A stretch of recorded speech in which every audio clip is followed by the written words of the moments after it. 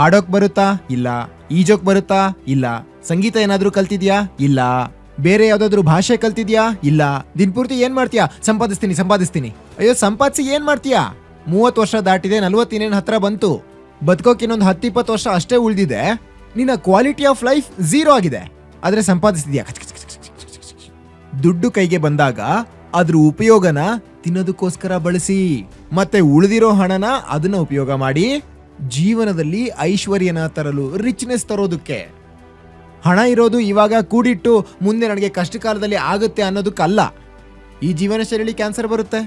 Cancer ಬಂದಾಗ ಇದೆಲ್ಲ ಉಪಯೋಗ ಆಗುತ್ತೆ. ದುಡ್ಡು ಬಂದ್ರೆ ಖರ್ಚು ಮಾಡೋದು ಕಲೀರಿ. ಸರಿಯಾದ ವಿಷಯಗಳಿಗೆ ಖರ್ಚು ಮಾಡೋದು ಕಲೀರಿ. ನಿಮಗೋಸ್ಕರ ಖರ್ಚು ಮಾಡೋದು ಕಲೀರಿ. ನಿಮ್ಮ ಉನ್ನತಿ, ನಿಮ್ಮ ಪ್ರಗತಿಗಾಗಿ ಖರ್ಚು ಮಾಡೋದನ್ನ ಕಲೀರಿ. ನಿಮ್ಮೊಳಗೆ ಮೌಲ್ಯವರ್ಧನೆ, ನಿಮ್ಮ ವ್ಯಾಲ್ಯೂ ಅಡಿಷನ್ಗೋಸ್ಕರ ಖರ್ಚು ಮಾಡೋದನ್ನ ಕಲೀರಿ.